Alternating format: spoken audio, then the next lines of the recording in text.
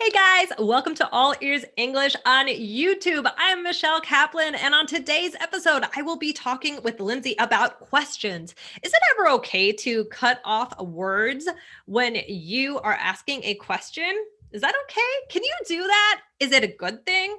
That is what we will be discussing today. I'm excited for you guys to get this episode so that you can ask questions in a natural way. So listen up, and guys, remember to hit subscribe on YouTube so you never miss any videos from All Ears English. All right, guys, enjoy the episode. Hey, Michelle, how's it going today? Where are you recording from today? Where in the world is Michelle? I am at my family's house, so I am hiding away in a room, and yeah, yeah, you can tell I'm not in my usual location. Well, it looks like you're in a studio, but it seems like you're in a closet or something. It looks really nice, right?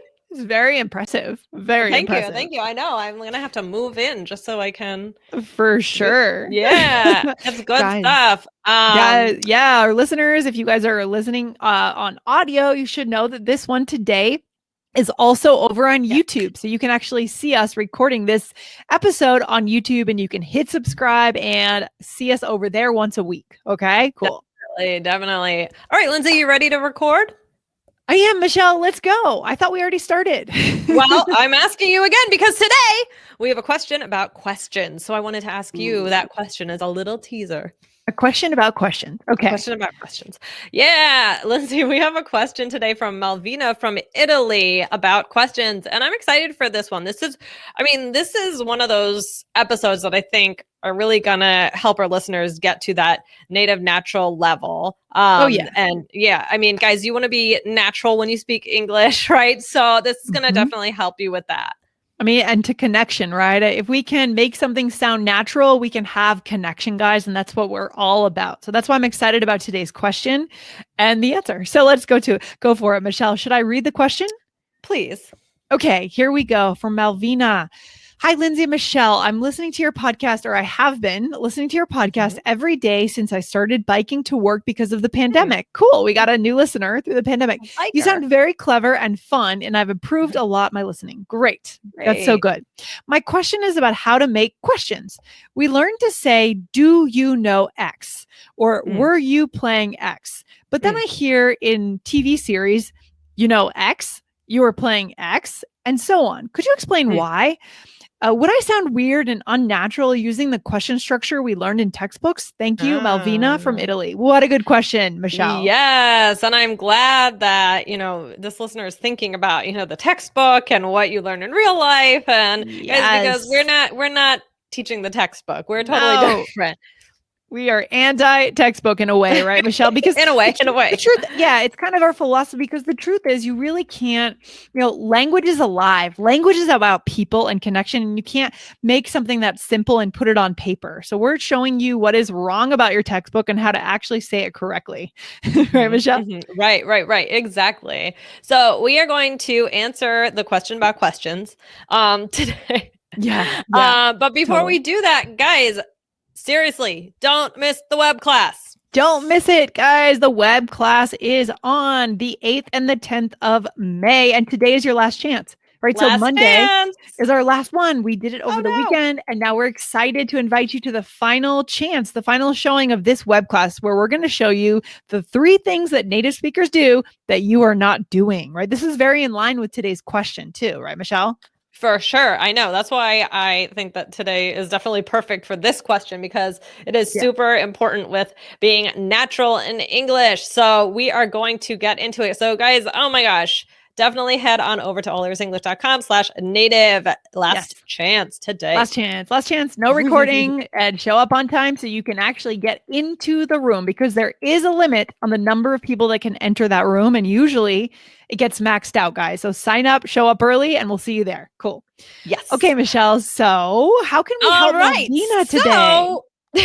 So Malvina's asking, you learn to say, do you know X, right? Were you playing X, right? So yes, I mean, typically we do say that as well. Like, do you know, right? Like, do you know where the store is? We do that. Or you could say, were you playing cards last night? I mean, you can do that. That's one way. And notice, guys, this is about yes or no questions that we're mostly talking about. So Okay. we're talking about here, like generally cutting off like an auxiliary. Mhm. So she may hear, you know where the store is, or you were playing cards last night. So with that one, you're just kind of switching it. But with this one, do you know where the store is? We're cutting off that do, right? Okay, good. Yeah. So it seems wrong grammatically because our teacher probably taught us all the grammar in a very structured way, which is great for beginners. But for you guys at your level, it's time to drop the rules and start breaking the rules. That's what I love Mhm. about our listeners, Michelle, because they're at that level where they're ready to do that. Okay. Right. Exactly. So, I mean, Lindsay, do you cut off the first word in your questions? Yeah, sometimes I do. Yeah. For example, Sometimes, I'll right. say something, you know what I'm thinking about right now, or something, Right. especially when I'm around someone I'm close to. Yep. Maybe if I'm at home, it is about the relationship and the connection, right, Michelle, between the two people. Right. I mean, another reason I do, yeah, I think it's a little less formal. And one thing I think is the trick here is it may show that you already think you know the answer, right? Like, so when I ask, Ooh. oh, you ready to record? It's like, yeah, I know. Like, first of all, we were already recording. Yeah, that was a weird time to So ask I me knew that the question. answer. I knew the answer because we were doing it already. But even if I didn't, yeah, were you ready to record? It's kind of informal. Like Yeah. I know the answer. So I don't need to say, are you ready to record? I might, and Oh, that's not wrong. But this is kind of right. saying like, oh, I know the answer. So if I say, Yeah. I mean, Lindsay, for example, I said, do you cut off the first word in questions? Like, Hmm. I don't know the answer to that. Like maybe I mean maybe you do, Yeah. maybe you don't. I'm asking you an actual question here. Yeah. But there may be other reasons, but those are some of the key ones that I thought of. Yeah, and I do think that often it's more personal, it's more familiar, it's when you know Yeah. the answer, it's Yeah. when you're kind of touching base in a sense. Like often, Right. before we get our Skype calls going to do our recordings or any of our meetings, we Yeah. might say you ready or just Yes. ready. Ready? Yeah, Or ready. you ready? Right. Right? You ready? Right? And so guys, we're breaking the rules here, but it's okay at your level. That's the cool Exactly. thing. Exactly. I almost feel like if you said, "Are you ready?" I don't know. Yeah. I guess it's not our It's style. Like where it's usually one of us says, "You ready?" Something right. like that, It would right? I feel don't know. It's formal, right? Yeah. right because we do it all the time. I mean, we do this All every the time. week. So Yeah. I, Yeah. I, I think it's just our style. Let's do an Yes. example, Lindsay. Okay. Yeah. We're going to need a lot of examples here, I think, for sure. So here we go. I'm ready. All right. Hey, Lindsay, you coming to the party tonight? Yes. You're taking off. You're taking off for it. Yeah. So meaning taking off by what do you mean by that? Taking off Maybe for like it. I was like, maybe we work together Okay. Yeah. and I So I normally wasn't have a sure if shift. yeah, I wasn't sure if you meant taking off like are you leaving now? Because that could mean two things. Oh, I Bonus meant for our like, are you listeners taking? today. Yeah. Oh, yeah. Okay, I see exactly what you meant. Yeah. Yeah. So I didn't say, "Are you coming to the party tonight?" So this one sounds more like maybe I don't know the answer, or maybe I'm hoping that I know the answer. So I'm framing it in like a positive, like, Yeah. "Oh, you coming to the party tonight?" Right? Yeah. You're trying to sound fun. Hey, everyone's going. You coming? Right? That kind of Right. thing. Yeah. Right. And then Mm-hmm. because I'm asking you in such a positive way, you can kind of assume that I am. So maybe, we have to kind of analyze that. In my head, you said, "Oh, you're taking off for it," because you can assume pretty much by the way I asked you that I'm going, and maybe my work situation. So you're saying, "Oh, you're taking off for it," right? Yeah, and there's something I think we could do another episode about this, Michelle. The Mhm. importance of mirroring the level of Mm, formality in the right. person we're talking to as a Oh, function of yeah, connection, as a method for connection, right? Because for sure. if I stay formal, are you taking the day off? Right? Are you taking the you could say that, sure, but Yeah. you can mirror how formal Michelle is being with me. That signals that maybe she's friendly with me, we're close, maybe, we're being casual. I should mirror that back to her, right? As a way to connect. Right. Yeah. Right. Yeah, you wouldn't want to go super, super formal if I'm talking to Mhm. you another way. Exactly. I love that. That's so good. Okay. What else, Yeah. Michelle? Yeah. Okay. Well, let's do another example because we just discussed that part. Okay. So other examples. All right, you go ahead. I heard about what happened to Jenny. No, what? Something to do with her dog? Yeah, they both fell on a walk. They're okay though. Oh, good. Okay. So interesting. So instead of so here I'm totally changing the sentence, right? Instead of saying, "Did you hear?"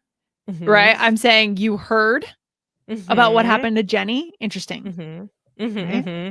It's more like maybe you did think I heard, but I mean, you weren't Yeah. correct, right? But also, I think it's more this one is just about this casual relationship. Yeah. Yeah. Yeah. Yeah. Yeah. Yeah. Yeah. So, and we could do other episodes on other ways natives might say this. Like I might say, "Did you hear? Did you hear? Did you hear? Did Did you you hear? hear? Did you Right, hear?" right, right.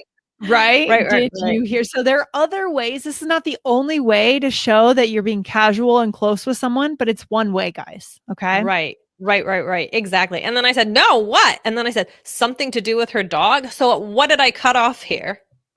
Yeah. So you cut off, it had something to do with her dog. You Yeah. said something to do with her dog, right? Something to do with her Or dog. yeah, did it have something to do with her dog or was it Oh, right. something to Because do you're with her asking. dog, right? Yes. So Yes. I cut those off and I just said something to do with her dog, right? So what I mean, why do you think I did that? Again, probably you guys both know, we both know Jenny, maybe, right? Mhm. So it's more close and personal. You're making an assumption about her. It's Mhm. all about that relationship, I Yeah. think. Yeah. Exactly, exactly. Right. So, I think that, with this, I mean, it's definitely helpful to sometimes cut it off. Again, you don't have to, wouldn't be wrong, but it's about mirroring the other person, right? Thinking about your level of formality, your relationship, and if you can make any assumptions. I mean, there are times when I might avoid doing this, right? Like we talked Mm. about formality. So in really formal situations, like maybe like a job interview. I mean, Lindsay, let's do an example of how this Yeah. might sound at a job interview. Yeah. I would not do it. So here we go. How long were you at your last job? Oh, well, 5 years. You want someone with 10 years experience? Yeah. So this is Okay. what not to do, right, Michelle? Yeah. First of all, it's a Okay. terrible question to ask. I mean, don't say 5 years and then like kind of like undersell yourself. But Yeah. oh, This 5 years. person So needs you want to, interview all right, I'll coaching. just leave. Bye. I'm out the door already, right? Clearly, Right. I'm not But a just good like, candidate. it's Yeah. just we. I mean, it would be weird even if I said, "Oh, 5 years." I don't know what's something else I could have asked. 5 years. You, You're looking for someone to start immediately, or I don't know any right. other question. You need someone to start right away, right? So Yeah, it's it's it just a doesn't sound little good. awkward. It doesn't sound good. It sounds. You know how I think it sounds. This is why it's so important, the context and the relationship. It sounds unrefined Yeah. in a job interview. That person sounds honestly like a little rough around the edges, like whatever Right. that means. Right. Right. They're just not like, they haven't practiced. They don't sound professional, or even maybe not as educated too, in a Right. way. Yeah. If you Right. skip Right. Right. those You really steps, mhm, have to match that tone. I think that's what that's about there. match the tone. Match the tone. Mhm. Hmm. Mhm. So, I mean, guys, in general, I mean, to answer the question, I mean, there are times to do it, there are times to avoid it, and there are times when you can really choose. I mean, choose what you feel comfortable with. And also, I mean, people switch in and out of it. You don't have to just choose one and go by that for like the entirety of your relationship or the entire conversation, right? You can switch. Yeah, for sure. Take your cues from other people. Do we have another situation here to role play for our listeners where We maybe it's do. more ambiguous? We can go back and forth or something. Yeah, we're Or going to just show now, like, how does it look when you mix it all together? So here's a okay. larger role play to demonstrate, switching in and out of it. So, Okay. guys, in this role play, we are looking at pictures of dogs online because we're going to get a new rescue dog. Yeah. So what's our relationship? I want to make sure we establish that first. Like how Our do we know each relationship other? is Roommates? friends. Friends. Okay. So maybe we live Yeah. together and we want to Yes, get a that's dog important. together, for example. Yes, Okay. that's important. Pretty Okay, casual, right? Yeah. Okay. more casual. Right, exactly. All right, here we go. Do you like this dog? Oh my gosh, yeah, super cute. You think it's even available? Oh, yes, it is. There's a green label underneath. You think this is the one? Maybe. Are you sure he's not too young? He's a puppy, 2 months old. Oh yeah, baby. Think we can handle it? It will be tough. Yeah, you're in touch with our contact person. Yeah, Wait, sorry, I said that wrong. It will be Okay. tough. You're in touch with our contact person? Yeah, we have Sheila. She's our point person. I can talk to her. Great. Okay. Yeah. So again, we're deciding whether to rescue this dog who's just a puppy. Maybe we don't have puppy experience, right? Okay. How old were you how old were you? Kiefer. How old was Kiefer when you got him? Do you know? Kiefer was only 10 weeks. So he was about that age, 2 months and change.